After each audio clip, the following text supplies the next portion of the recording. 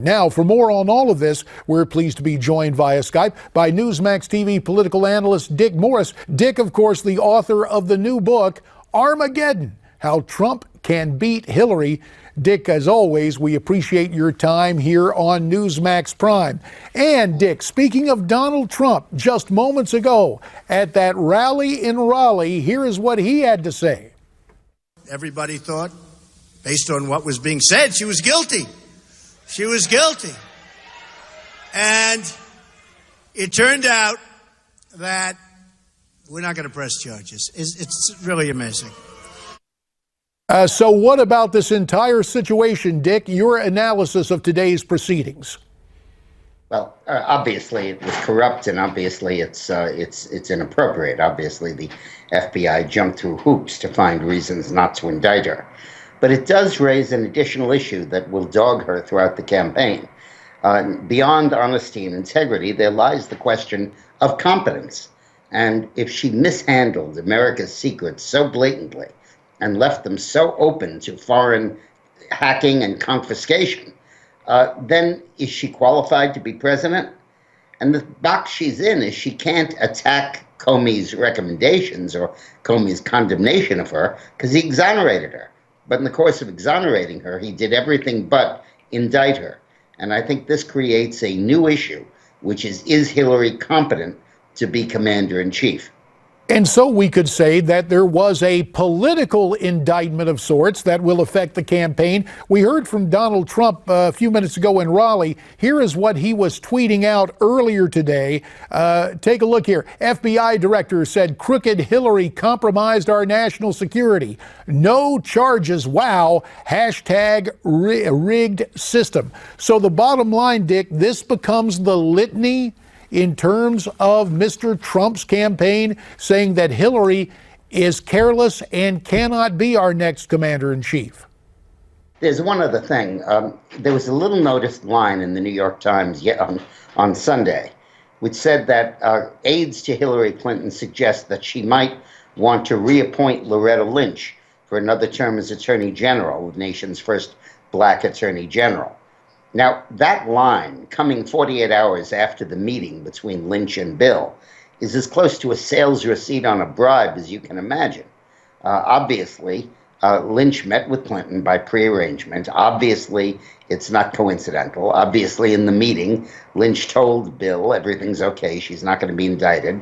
Probably Lynch coached some of Hillary's replies so they would be exactly what the FBI needed to hear to arrive at that conclusion. And then I'll bet you at the end of that meeting, Bill Clinton shook hands with Loretta Lynch, taking her hand in both of his, and said, Loretta, I just want you to know how proud I am of you ever since I appointed you. I just want you to know how Hillary and I think you've done a wonderful job as Attorney General, and we hope that you'll be able to continue to serve with us in the new administration. And then 2 days later, her aides point out she's going to reappoint Loretta Lynch. Lynch only had 4 more months on the job. So her first priority was to keep her job, and she obviously did that, and I think this is a corrupt bargain. There is the corrupt bargain in history. We heard about Henry Clay and John Quincy Adams, but this is the corrupt bargain of the 21st century. Dick, let's go to the phones at 1-877-NEWSMAX, a place I know pretty well, Milford, Ohio. It's where Larry is on the line. Hiya, Larry. Hi, Jamie. Larry. How are you? Great, thanks. Your take on all this?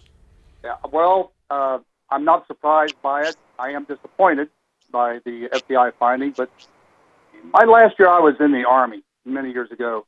I was a chaser, and I got to know a lot of FBI agents pretty well, and they made it pretty clear to me then that the FBI typically does not pursue charges unless it's a slam dunk.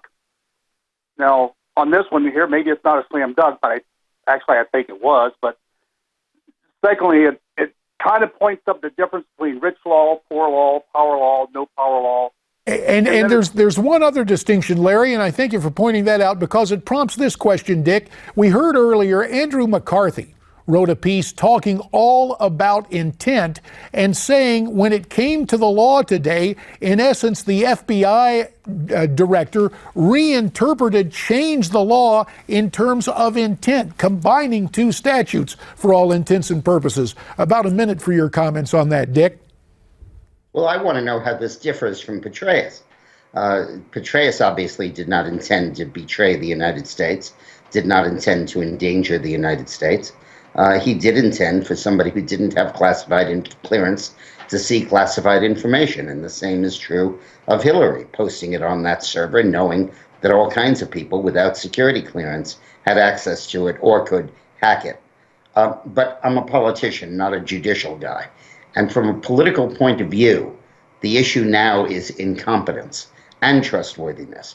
And I expect Hillary to take a big hit from this in the next poll.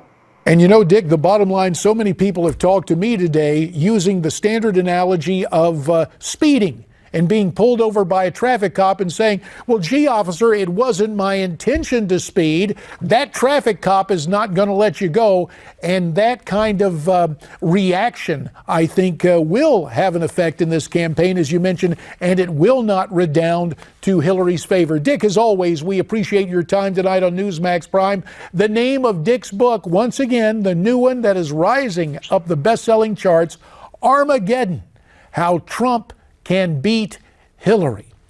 Obviously, there is more to talk about tonight involving this bombshell announcement that a lot of us, I guess we're so cynical, we kind of expected it. Looking for more of your calls at 1-877-NEWSMAX. That's 1-877-639-7629. Call in with your thoughts. And up next, Larry Klayman with his take when we come back.